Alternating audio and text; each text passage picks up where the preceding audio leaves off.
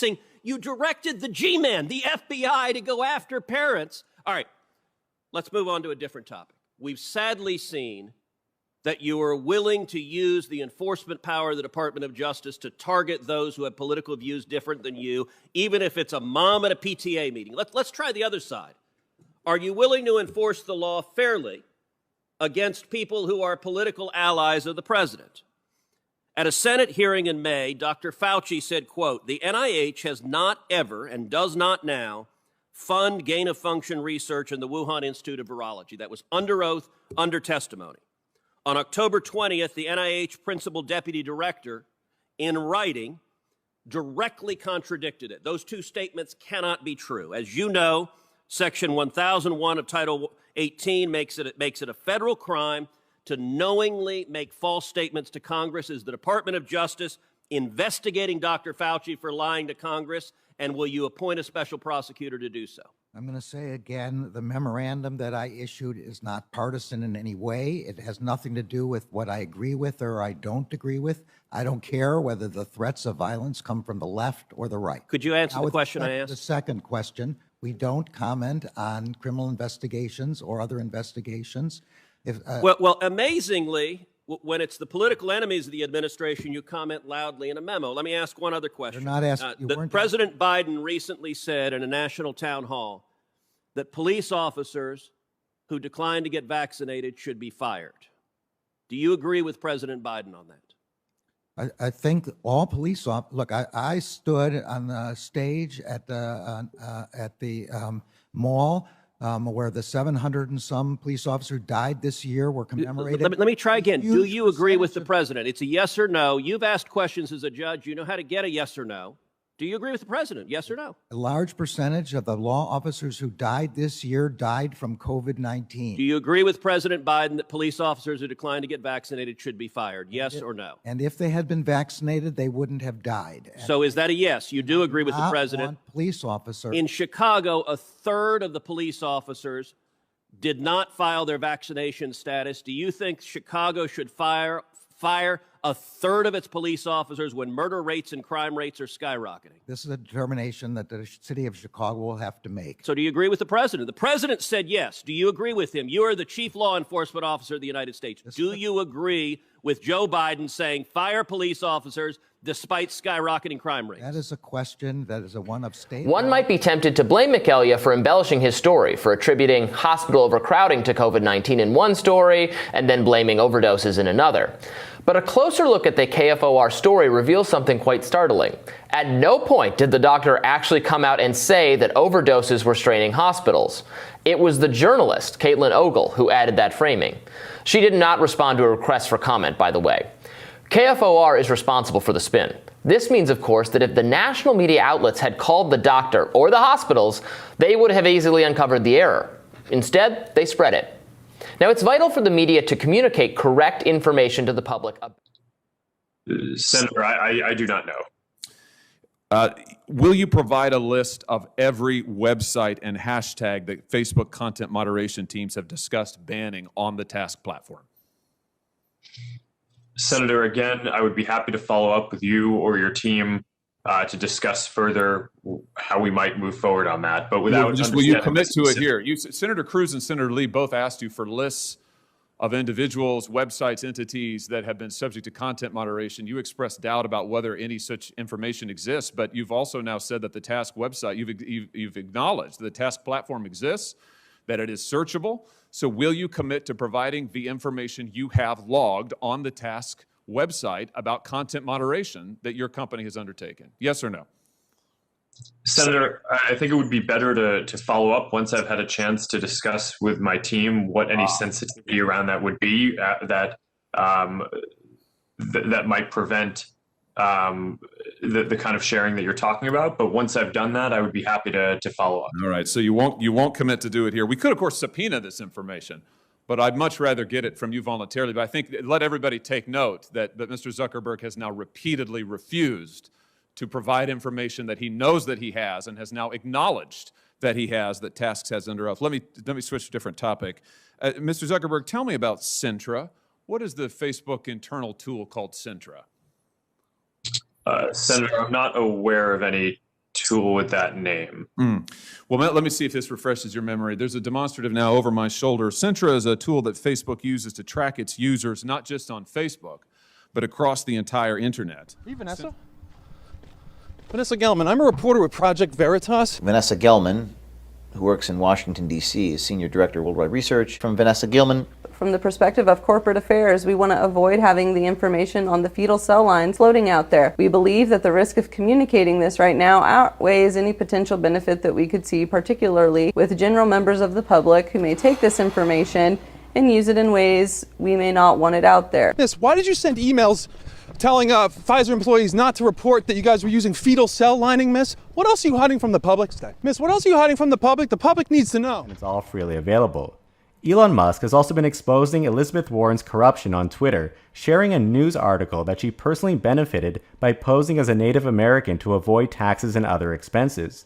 A user named the DC Patriot posted on Twitter that while Elizabeth Warren is talking about Elon Musk paying his fair share of taxes, there's a video of her and her entourage deplaning from their private jet. The user states that she's only paid $5,000 in taxes on her $12 million, while she's quote-unquote sticking up for the little guy.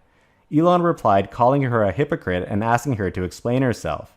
Another user pointed out that she was trying to hide from the cameras in this video, to which Elon wrote, "Sneaky but ineffective." I'm here to speak on behalf of the number of teachers that contacted my campaign because they're afraid.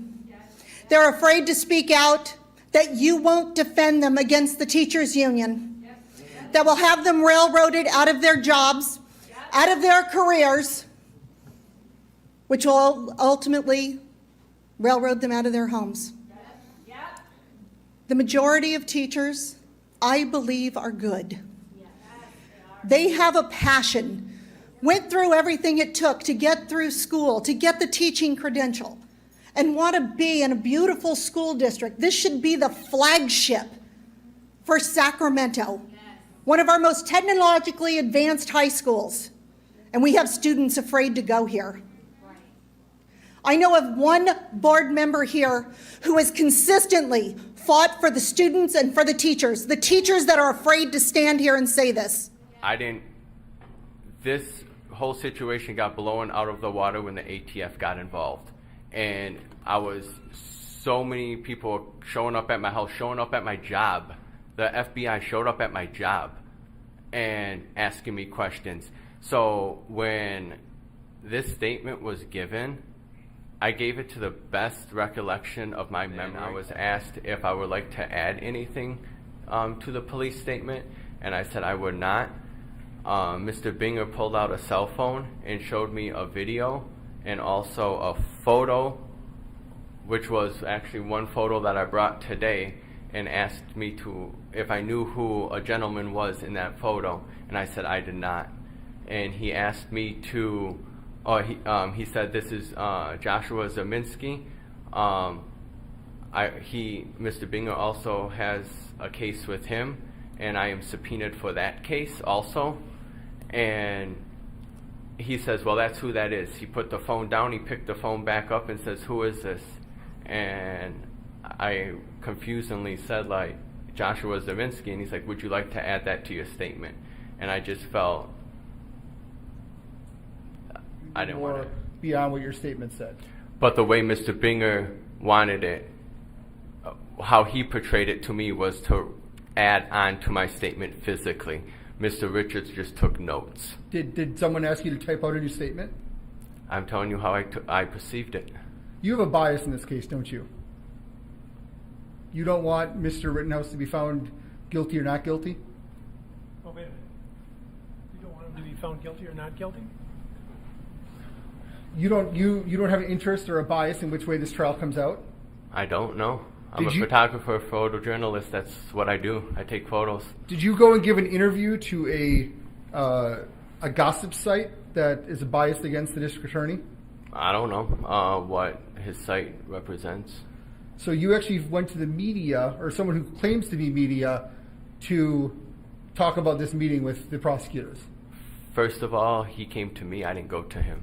Let's make that clear. To me, based on that, I will not answer that question, because it goes to matters. Legal basis for not responding to a question directed to you by a member of the United States House of Representatives, and you are overruled. Point of order, Mr. Chairman.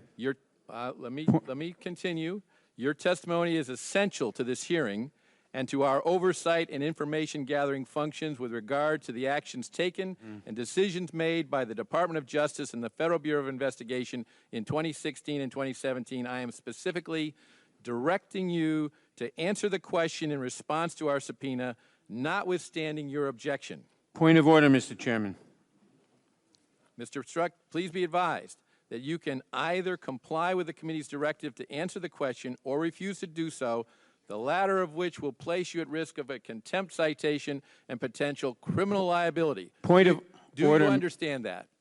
Point of order, Mr. Chairman. The question is directed to the witness. And I have a point of order before he answers the question. The point of order is not well taken until... You don't know what the point of order is. You can't say it's not well taken. The point of order, the witness will answer the question. Mr. Chairman, I raise my point of order and I insist on it. What is the point of order? The United States Attorney's Manual instructs department personnel not to respond to questions about the existence of an ongoing investigation or comment on its nature or progress. In a letter to Congressman John Linder in 2000, referred to as the Linder letter, the department made this policy explicitly applicable to requests from Congress. Quote, although Congress has a clearly legitimate interest in determining how the department enforces statutes, congressional inquiries during the pendency of a matter pose an inherent threat to the integrity of the department's law enforcement and litigation functions, unquote. Therefore, the question being directed at the witness is out of order. The witness's declination to answer it as against the instructions of the FBI Has recognized that it is unquestionably the duty of all citizens to cooperate with the Congress in its efforts to obtain the facts needed for intelligent legislative action. It is their unremitting obligation to respect the dignity of the Congress and its committees. Strange use of the word hilarious.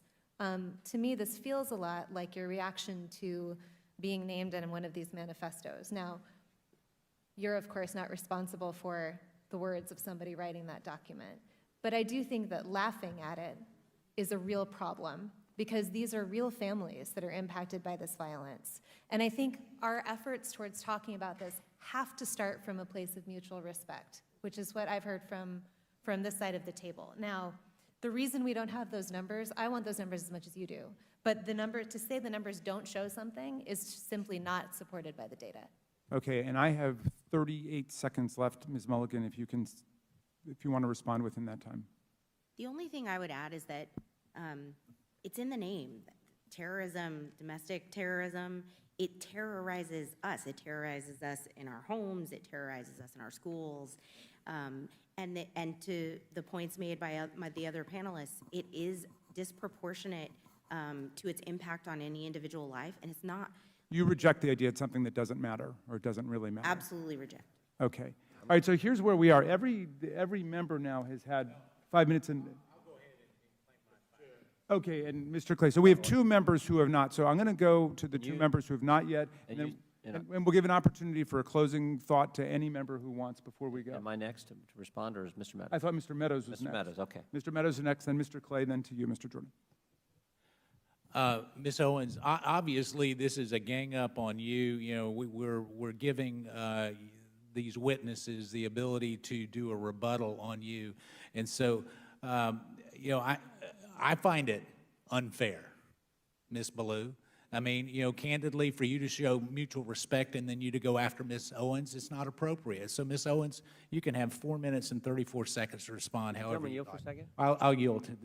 Thank you. I believe, Ms. Owens, when you used the word hilarious, it was referencing the fact that no one had asked you a question. It wasn't to the subject matter of the hearing. Is that right? That is correct. And to have another witness insinuate something that is not accurate is just not appropriate, Mr. Chairman, for how witnesses are supposed to behave in front of this committee. I also think you didn't say it doesn't matter about the subject matter of today's hearing. You said there are other subjects that matter as well, and maybe we should spend some time on those. Is that accurate? That is correct, and they matter much, much, much, much more, and I have said that. I said that in my opening, and I will say it again. you know that white supremacy and white nationalism is ranks nowhere near the top of the issues that are facing Black America. And the reason that you are bringing them up in this room is because it is attempt to make the election all about race, as the Democrats Not in do. my case, Ms. Please Owens. don't I'm cut me sorry. off. Please do not characterize my motive. Mr. Chairman, it's my time. Yeah, it's my time. You've got your time, Mr. Menez. I'll give you 3 more seconds. Every 4 years, you bring up race, and you knew exactly what I meant when I said hilarious, and you just tried to do live what the media does all the time to Republicans, to our president, and to conservatives, which is you tried to manipulate what I said to fit your narrative, okay? I was not referring to the subject matter that is hilarious. I said it's hilarious that we are sitting in this room today, and I've got 2 doctors and a missus, and nobody can give us real numbers that we can respond to so we can assess how big of a threat this is, because you know that it is not as big of a threat as you are trying to make it out to be so that you can manipulate. And the audacity of you to bring up the Christ Church shooting manifesto and make it seem as if I laughed at people that were slaughtered by a homicidal maniac is, in my opinion, absolutely despicable. And I think that we should be above that. To try to assign reality or any meaning to a homicidal maniac writing a manifesto, which, by the way, let the record show, also stated Spyro the Dragon, the child's cartoon, as a source of inspiration. He also cited Nelson Mandela as a source of information. I don't think that Nelson Mandela has inspired mosque shootings. You can correct me if you think I'm wrong. You would rather assign meaning to a homicidal maniac than to actually address the things that I said today that are actually harming Black America. Number 1, father absence. Number 2, the education system and the illiteracy rate. Illegal immigration ranks high, abortion ranks high, white supremacy and white nationalism, if I had to make a list again of 100 things, would not be on it. This hearing, in my opinion, is a farce, and it is ironic that you're sitting here and you're having 3 Caucasian people testify and tell you what their expertise are. Do I know what my expertise are? Black in America. I've been Black in America my whole life, all 30 years, and I can tell you that you guys have done the exact same thing every 4 years. Including face prints, including voice prints. Is that correct? No, Senator. In the privacy policy, it says that if we are to collect biometric information, which we do not collect biometric data to identify Americans, we would provide consent and opportunity for consent first. But you also say we may share all of the information we collect with a parent, subsidiary, or other affiliate of our corporate group, which means with ByteDance headquartered in Beijing, correct? Under U.S. access control, sir. All right, secondly, what about Beijing ByteDance technology, which media reports from earlier this year showed Beijing took a minority stake in through a state-backed internet investment Chinese entity, and on the board of which now sits Wu Shenggang, a CCP official who spent most of his career in Chinese propaganda, including with a stint at the Online Opinion Bureau under the Cyberspace Administration of China, China's internet regulator. Would you consider Beijing ByteDance technology to be a part of TikTok's corporate group with whom TikTok could share all of the information it collects? Senator, I want to be clear that that entity has no affiliation with TikTok. It's based for domestic licenses of the business in China that is not affiliated or connected to TikTok. So, are you saying no, or yes or no, as to whether Beijing ByteDance technology is part of your corporate group? As the privacy policy defines it, it says we may share all of the information we collect with a parent, subsidiary, or other affiliate, and presumably that's where it would fall, other affiliate of our corporate group. Is Beijing ByteDance technology a, quote, other affiliate of your corporate group? Senator, I'm saying that entity deals with domestic businesses within China. It's not connected with TikTok. You're having a hard time. You're answering questions I'm not asking. Again, it's a yes, no. Is Beijing ByteDance technology a, quote, other affiliate of your corporate group as your own privacy policy defines it? Senator, I'm just trying to be clear to answer your question. That entity is based in China for the Chinese business that is not affiliated or connected with TikTok. Okay. So that's twice you haven't answered. Last time you did it on the third time, so let's try it again. Again, it's a yes, no. The answer is the same, Senator. Which is? What I just said, that entity is... Okay. What you just said did not answer the question, so let me just repeat the question again.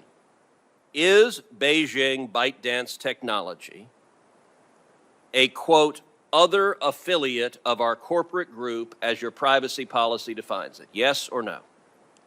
Senator, as I stated, that entity does not have any relation to the TikTok entity. So I'll point out it took 3 questions to get you to answer about your parent. You finally answered yes, that you can share all your information with your parent company based in Beijing. I've asked you 3 times about this sister company that is obviously another affiliate. You've refused 3 times. That may be revealing, often as Sherlock Holmes observed about the dogs that do not bark, it may be revealing that the Chinese propaganda minister that is serving on your sister company and who's been in the business of online propaganda, you're refusing to answer whether they fall under your privacy policy. That reveals, I think, a great deal, unfortunately. Senator, with all due respect, I'm just trying to be accurate here. There's a lot of accusations that are just not true, and I want to make sure that it's okay, clear. I'm going to give you one more chance, and my time is over. But look, in baseball, 3 strikes, you're out. Tonight, the Astros are going to begin winning the World Series. Let's see if a 4th strike, you could actually answer the question. And it's a simple yes/no. Is Beijing ByteDance Technology a, quote, other affiliate of our corporate group as your privacy policy defines that term? Senator, as I pointed out before, my answer is the same. Yes or no? You didn't answer. Senator, I appreciate your trying with gotcha questions. It's not a gotcha question. I'm asking about your policy. I'm just trying to be truthful and accurate about the Are you willing to answer this question, yes or no? Senator, I answered the question. You have not answered the question. Is it another affiliate, yes or no? Senator, I stated a number of times that entity is a domestic entity within China for licenses there. And apples are red. You stated something that is not the question I asked. Is it another affiliate as defined under your privacy policy, yes or no? Senator, I answered. You're here under oath. Are you going to answer the questions? I answered the question. Or were you instructed not to answer this question? No, Senator. So you're just not refusing to answer it because you don't want to? Senator, it is not affiliated with TikTok. That's your question, and that is the answer. So your answer, I want to be clear because you're under oath. Your answer is that Beijing ByteDance Technology is not a, quote, other affiliate of our corporate group as your privacy policy uses that term. This is a legal question with consequence. Senator, I understand the question. As I pointed out, TikTok is not available in China. That is an entity that is for purposes of a license of a business in China that is not affiliated with TikTok. So for the record, you're refusing to answer the question. I believe I answered your question, Senator. Yes or no? Tell me which one it is. Just give me one word, yes or no. Senator, I answered the question. You're not willing to say yes or no? It was not a yes or no question. I want to be precise. Okay, I want to be. Is this company another affiliate as defined in your privacy policy? That is binary. There's not a maybe. It's yes or no. Senator, the way I answered, I'm not aware that that is the answer to the question. Okay, so you're. I don't know Miss Owens. I'm not going to characterize her. I'm going to let her own words do the talking. So I'm going to play for you the first 30 seconds of a statement she made about Adolf Hitler. I agree. I actually don't have any problems at all with the word nationalism. I think that it gets, the definition gets poisoned by elitists that actually want globalism. Globalism is what I don't want. So when you think about, whenever we say nationalism, the first thing people think about, at least in America, is Hitler. You know, he was a National Socialist, but if Hitler just wanted to make Germany great and have things run well, okay, fine. Problem is that he had dreams outside of Germany. He wanted to globalize. He wanted everybody to be German, everybody to be speaking German. All right, so my first question is to Ms. Hershinoff. Ms. Owens said, quote, if Hitler just wanted to make Germany great and have things run well, okay, fine. The problem is that he had dreams outside of Germany. So when people try to legitimize Adolf Hitler, does that feed into white nationalist ideology? It does, Mr. Liu. I know that Ms. Owens distanced herself from those comments later, but we expressed great concern over the original comments. Would you like time to respond to that? Yes, I think it's pretty apparent that Mr. Liu believes that black people are stupid and will not pursue the full clip in its entirety. He purposely presented an extracted clip. The witness will suspend for a moment. It is not proper to refer disparagingly or to a member of the committee. The witness will not do that again. Witness may continue. Sure, even though I was called despicable. Witness may not refer to a member of the committee as stupid. I didn't refer to him as stupid. That's not what I said. That's not what I said at all. You didn't listen to what I said. May I continue? Please. As I said, he is assuming that black people will not go pursue the full 2-hour clip. And he purposefully he cut off, and you didn't hear the question that was asked of me. He's trying to present as if I was launching a defense of Hitler in Germany, when in fact, the question that was asked of me was pertaining to whether or not I believed that whether or not I believed in nationalism, and that nationalism was bad. And what I responded to was that I do not believe that we should be characterizing Hitler as a nationalist. He was a homicidal, psychopathic maniac that killed his own people. A nationalist would not kill their own people. That is exactly what I was referring to in the clip, and he purposely wanted to give you a cut-up similar to what they do to Donald Trump to create a different narrative. That was unbelievably dishonest, and he did not allow me to respond to it, which is worrisome and should tell you a lot about where people are today in terms of trying to drum up narratives. By the way, I would like to also add that I work for Prager University, which is run by an Orthodox Jew. Not a single Democrat showed up to the embassy opening in Jerusalem. I sat on a plane for 18 hours to make sure that I was there. I'm deeply offended by the insinuation of revealing that clip without the question that was This asked. committee has not had an open hearing about House of Representative I found to be laughable. We have not discussed, and I hope that the chairwoman would actually hold a hearing on the fact that Marine Lieutenant Colonel Schiller is currently being held in the brig for expressing his viewpoint on social media that there must be accountability for what happened in Afghanistan. Yet at the same time, the chairman of the Joint Chiefs of Staff, Admiral Milley, is walking around Capitol Hill while at the meantime having conversations with Bob Woodward. And the Oversight Committee is not discussing that. Into a federal building. But just with these evidence, with these two pictures that you see here of people forcing themselves into a federal building, would you call both of these acts domestic terrorism? Look, I'm not going to comment about particular matters. This is a matter that... I'm not asking you to comment on a particular... I'm asking you to comment on these two photos. You have two pictures of individuals forcing themselves into a government building right here in Washington, D.C. And one, you very, as I laid out, very welcomely call them domestic terrorists, but you're refusing to call groups like this, who commit the same atrocities here in Washington, D.C., domestic terrorists. One I know the facts of, the other I don't know the facts of.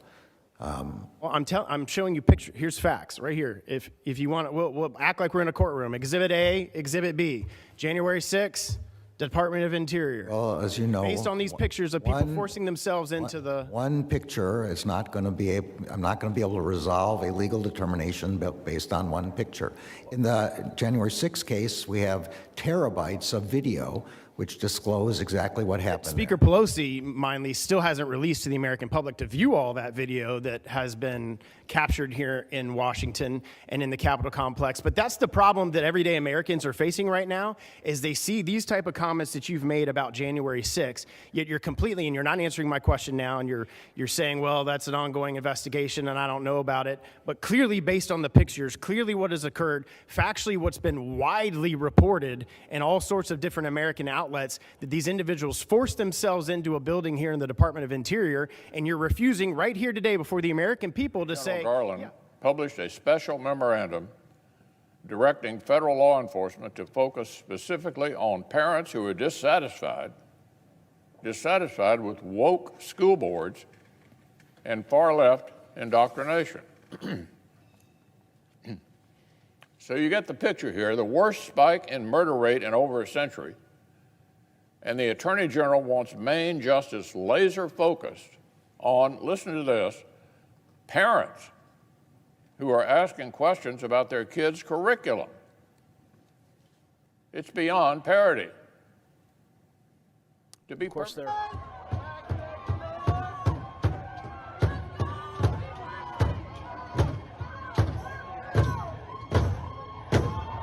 Did you say, quote, Republicanism is an anti-democratic virus?